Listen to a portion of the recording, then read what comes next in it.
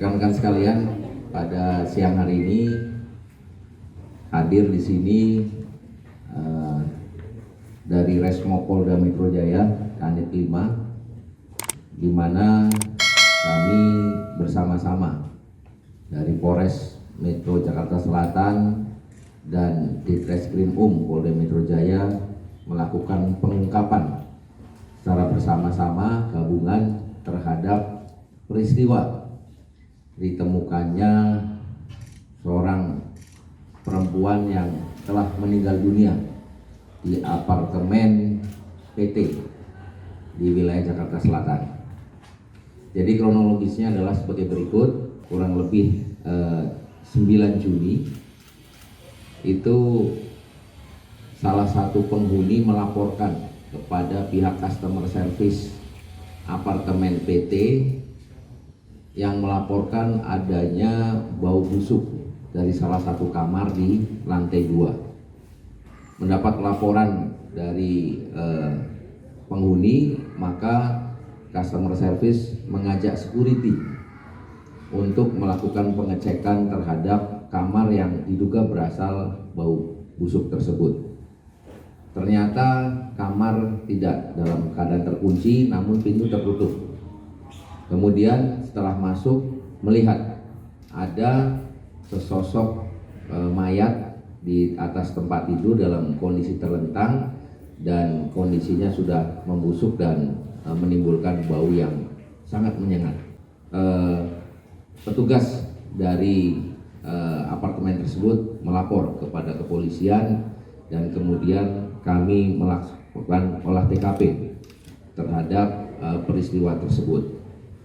Dari olah TKP yang kami lakukan, kami menduga bahwa ada dugaan tindak pidana terhadap ditemukannya mayat di dalam kamar tersebut dalam kondisi terlentang.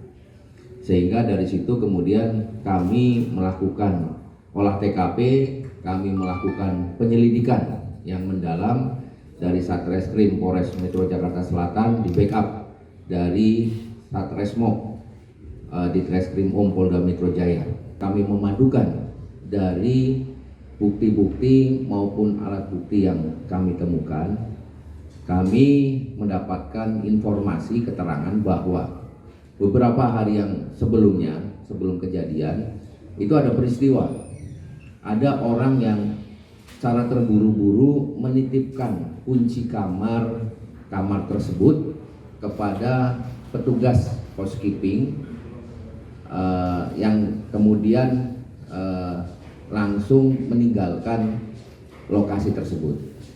Dari situ kemudian penyidik melakukan penarikan mundur tempusnya. Didapat suatu rekaman CCTV yang memperlihatkan bahwa pada saat itu korban sempat bertemu dengan seseorang di lobi dan kemudian antara korban dan seorang tersebut masuk silikon dan kemudian menyediakan alat maupun bahan serta cairan-cairan yang untuk pembius dan sebagainya.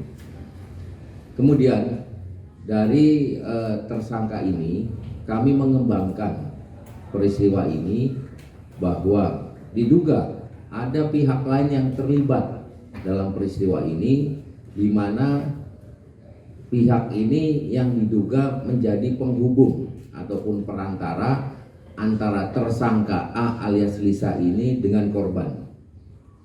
Sehingga kami kemudian melakukan pendalaman, kemudian melakukan penyelidikan yang mendalam, dan akhirnya kami menemukan dan menangkap seseorang atas nama RH alias Bella, umur 41 tahun, di mana dari hasil pemeriksaan yang kami lakukan bahwa Bella inilah yang merekomendasikan korban untuk dilakukan suntik silikon kepada tersangka dari upaya perantaraan penghubungan korban dengan tersangka tersebut.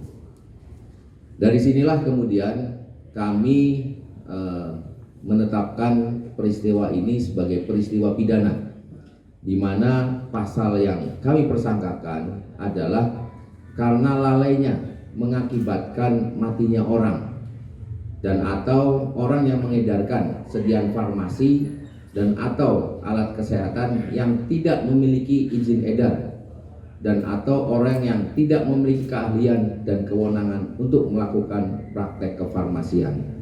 Di sini sudah dapat kami buktikan bahwa Lisa itu tidak memiliki keahlian, bahkan juga obat-obatan yang diedarkan oleh yang bersangkutan juga tidak memiliki izin edar. Mendapatkan obat-obatan tersebut dengan membeli melalui online, ya.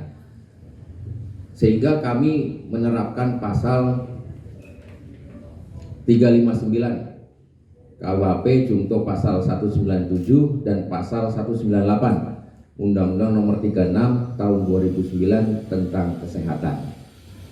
Di sini yang perlu menjadi pembelajaran kepada warga masyarakat adalah bahwa apabila kita ingin merekomendasikan seseorang, apalagi berkaitan dengan profesi tertentu, dalam hal ini bagaimana yang peristiwa yang terjadi adalah profesi kesehatan, saya minta masyarakat betul-betul melihat dan memahami apakah yang direkomendasikan ini punya kompetensi. Dari situlah kemudian kami melakukan penyelidikan yang mendalam. Adapun identitas korban yang ditemukan adalah saudara I, mulanya saudari I, umur 31 tahun. Dari apa yang kami temukan ini, kemudian kami melakukan penangkapan. Yang pertama adalah terhadap seseorang atas nama A alias Lisa, umur 29 tahun, pekerjaan salon. Dari seseorang atas nama A alias Lisa ini, kita mendapatkan informasi maupun keterangan bahwa yang bersangkutan